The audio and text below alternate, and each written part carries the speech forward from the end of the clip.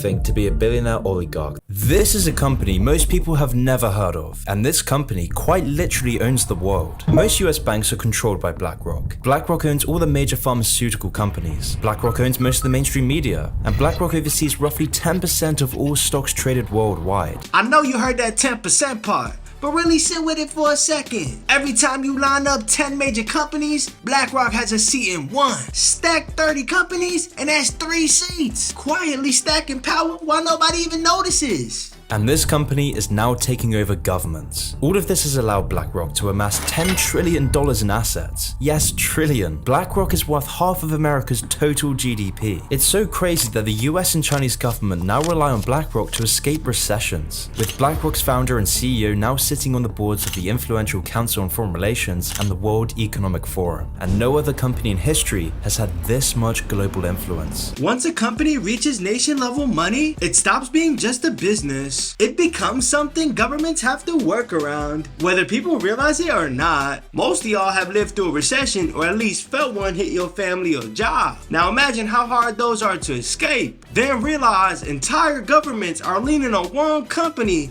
to help them survive it. Crazy, ain't it? In just 5 years, BlackRock went from being worth $5 million to over $8 billion.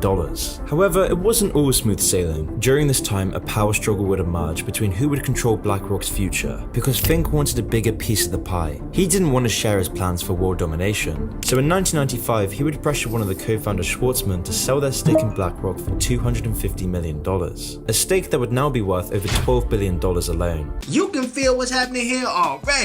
This wasn't about getting rich, it was about not answering to anybody. When you got partners, you argue and split power, but cutting them out means every move runs straight through you. But after these power games, Larry Fink's path to world domination was unstoppable. Larry Fink became more and more powerful over the next decade, but this still wasn't enough for his ambition. And in 2008, the worst financial crash since the Great Depression struck the world. The most serious recession in decades.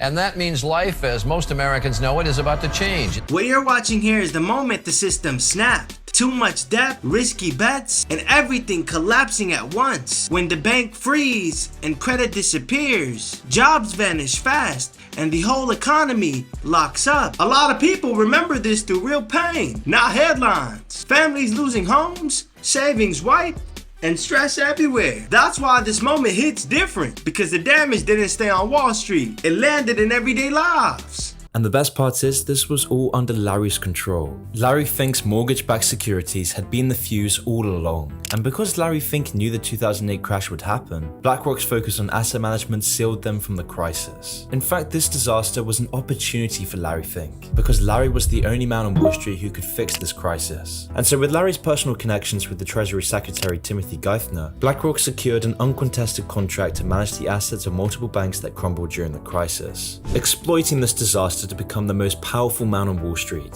This is the part people usually miss. Crashes don't wipe the board clean. They reshuffle who's sitting at the top. When everything breaks at once, the ones prepared don't panic. They tighten their grip. But still, this was only Wall Street. This still wasn't close to world domination. Well, BlackRock made another breakthrough by offering ETFs. But ETFs are a type of investment fund that puts money into all the companies in a certain industry. And these new investment funds proved wildly popular because of the stability and solid returns. And unsurprisingly, BlackRock became the largest player in this new market, reaching the top of its industry, sucking up money from everywhere using its new money management platform. Don't even front. Some of y'all owe somebody money right now, and you already know how that shifts the balance. When one company's putting cash behind everything that you do, influence comes baked in, whether you agree or not. Keep this in the back of your mind. If the money keeping you alive comes from one place, you don't push back. You play it safe and fall in line. From the biggest banks to the smallest retirement funds, BlackRock had a hand in it all. BlackRock was starting to control everything. They bought stakes in pretty much every major corporation on the stock market. I mean, if you look into who owns pretty much any major company, you're almost guaranteed to find BlackRock's name. And like 2008, the Federal Reserve hired BlackRock to manage their investments to protect them from coronavirus-led recessions. And BlackRock has used this dependence to grow their empire even further. Think about how resumes work. Once your name is tied to winners, doors open faster without you asking. That's the level this hits at, because when even the Federal Reserve calls you for help, your reputation does the talking before you even walk into the room. Call it leverage. allowing Larry Fink to be a billionaire oligarch that holds unprecedented power over not just the economy, but the entire world. He controls trends, culture, foreign policy, and the banks. He has world leaders at his beck and call, with BlackRock overseeing assets worth 10% of the world's global economy. BlackRock now owns stakes in every industry, from media companies, banks, oil companies, and weapon manufacturers. Do you guys remember that Kanye line? No one man should have all that power? That's not a lyric here. That's Larry Fink's level of control. They've probably told you before that everything has pros and cons. And this is the trade-off. When one person holds that much influence, a single bad decision doesn't hurt one company. It hits the whole system. And in recent years, the consequences are becoming dire as Larry Fink begins to exert his control over the world. If everyone knew the consequences of BlackRock owning over $9.5 trillion in assets, some questions might start to be raised. And you see, BlackRock's control isn't just extending through information in the media, but also through the entire world's economic and political data. You peeping how this is planned? It's not about owning everything anymore. It's about knowing what's coming next. When one company sees the data first, they don't react like everybody else. They move early and everybody else adjust after. This is all done through Aladdin, where Aladdin accurately predicts the outcome of every single investment. But the question is, where does Aladdin get this information from? Well, that's where things become very jarring. You see, because of BlackRock's ownership of banks, insurance companies, social media giants, and even pension funds, Aladdin now possesses huge amounts of personal data on everyone. Everyone who has ever knowingly or unknowingly given BlackRock money. And with such a powerful tool under their arsenal, everyone now wants a piece of the pie. Y'all probably thinking the same thing I am.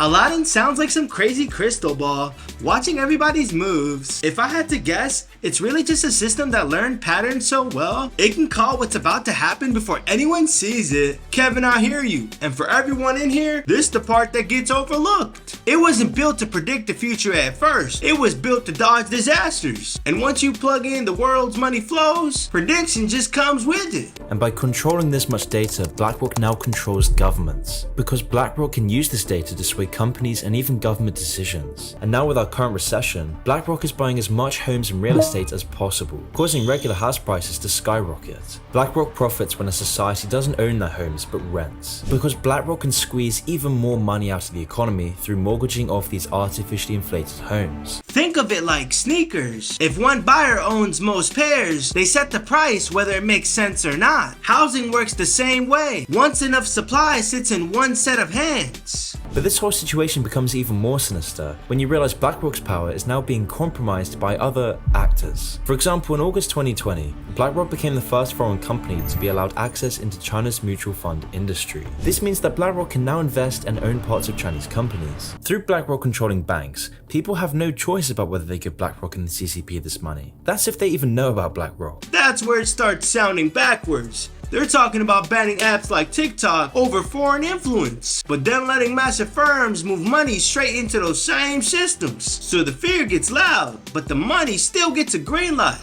Most people think they staying out of global politics, just living their life. Whole time their paycheck and retirement already picked a side without ever asking them. This recent trend of BlackRock funding authoritarian regimes can only mean bad things for Western democracy, because this empowers regimes like China and Russia. It gives credence to dystopian regimes, and this trend is now promoting others to do the same. I mean, BlackRock recently recommended that their investors triple their investments in China. This would place billions more into a dystopian regime at the expense of the West. Think about it, it's like basketball. Imagine your biggest booster plays for you in first half, then checks in for the other team after halftime. That's what this looks like when one company props up the US and rivals at the same time. BlackRock knows the entire world's bank details, their preferences, tastes. It sets social trends, it oversees entire countries. I mean, who knows how much more BlackRock will invest in China? But if their growth over the past year is a sign of anything, China will inevitably become a much bigger part of BlackRock's future. And make no mistake,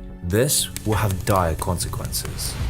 Mr. Wilson, with power stacking up like this, how far can it actually go before it starts breaking things? Picture this from where you're standing. One referee calling games in two rival leagues at the same time. Even if he claims he's fair, every call shifts the balance somewhere. And when those interests collide, it's the West that feels the pressure first. So they've created this kind of phony baloney rating system that says, well, if you mention that you are, have a green agenda and you believe in carbon credits and you might trade some credits somewhere, then you get a higher score and therefore you're more investable.